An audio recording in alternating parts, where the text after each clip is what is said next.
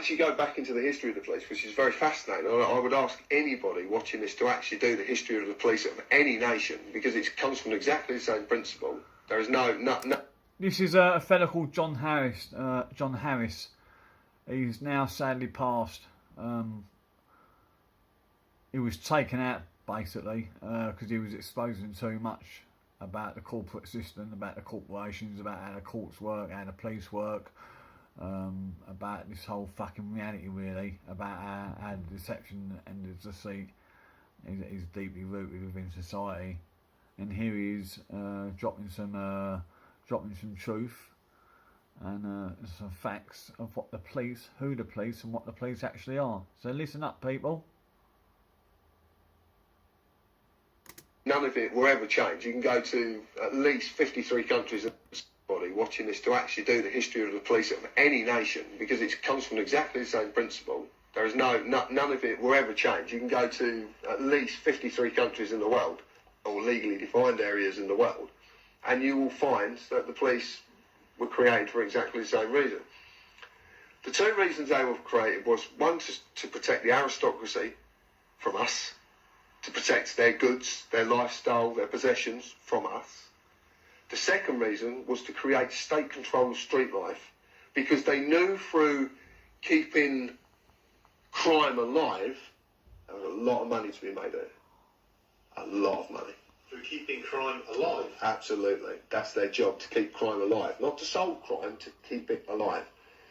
What they did is they structured what's called a private political army.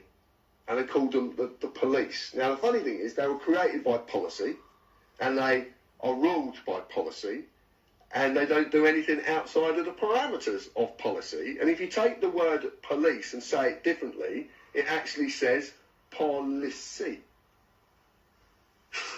So it's there in your face. And it's always been there. The writing's always been on the wall. It's just whether you choose. It's always in plain sight, ladies and gentlemen. They always pull it in front of your face because they live by universal law. They have to tell you what they are doing. Not outright, but they will put it there, and it's up to you to figure it out. It's up to you to seek out the truth. It's up to you to research, deep research on what's really going on in this life. This life is not what you perceive it as. Choose to read it or not.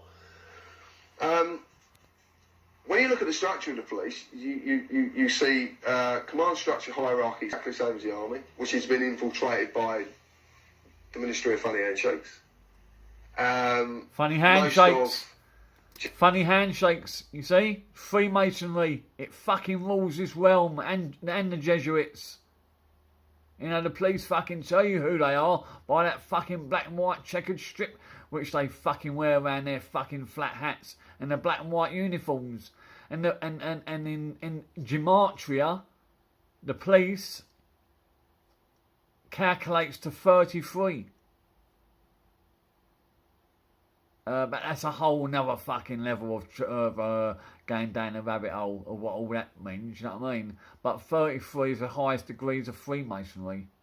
Chief superintendents, chief constables, all that really should be called chief Freemason. Because 90% of them, if not 100% of them, are part of the Freemason fraternity, which is, that element of it is a papal army. So they're actually doing the work, you know, they're under papal orders, if you like. Street life needed to be contained and controlled because they wanted to maintain that they were going to earn a great deal of money out of crime. Back in sort of 1740s, there was a man called Charles Hitchens who was this was before any police actually existed. He was what they call a thief taker. Now, the thief takers were quite interesting because the thief takers would go and reclaim stolen property and sell it back to the people it had been stolen from. Charles Hitchens ran a gang of thieves, according to history, ran a gang of thieves who would go and pickpocket and rob people, bring it back to Charles Hitchens, then Charles Hitchens would find out from the descriptions and obviously insignia on whatever they'd stolen, who it belonged to, and go and sell it back to who it had been stolen from. So it was a very lucrative business.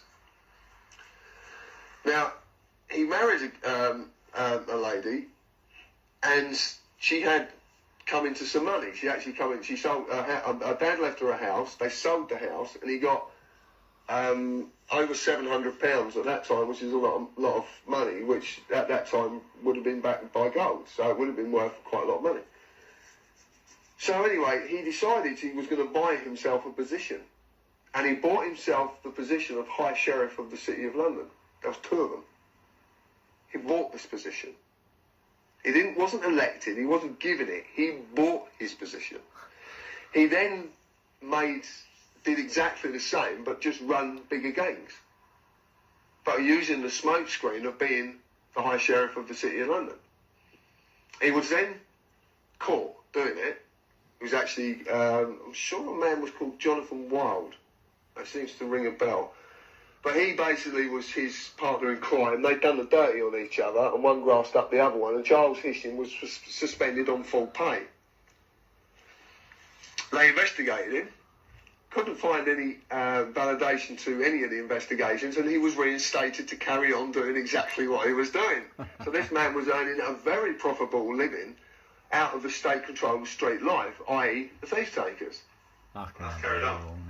Yeah, that's how it carried on. And it carries on today. In the end, funny enough, he was arrested for sodomy and was tried for homosexuality and convicted. If the government could throw a switch tomorrow that would stop all crime, criminal activities, would they throw it? No, they make too much money from it. Because 90% of the crime, or 99% of the crime they perceive that is crime, is actually called victimless crime. Here we There go. is no victims, and crime can only exist if there is a victim. Now, what he explains here is what we live by. When there's no crime, there's no victim, no loss, no harm, no injury. There is no victim of a crime. It's all corporation shit. Legal and lawful, two different matters. Legal is the corporation world. Lawful is of no victim, no harm, no loss, no injury. Victimless crime. There is no victims, and crime can only exist if there is a victim. If there is someone who harm, injury or loss was caused to. If you go for a speed camera, who have you injured? Who's had some form of loss? Where's the damage? There is nothing. So it's a victimless crime. If you park in the wrong place and receive a parking ticket, where's the crime? So crime does pay if you're the government. Absolutely. And that's exactly, crime does pay. There's a little saying that's going about at the moment, actually, that's very, very fascinating. And they're saying, please don't grow cannabis because the police hate competition. Oh, yes. So no one really gets that. But when you discover that the police and the courts have something called a bribery manager, you start to realise what really is going on. And there you have it, ladies and gents.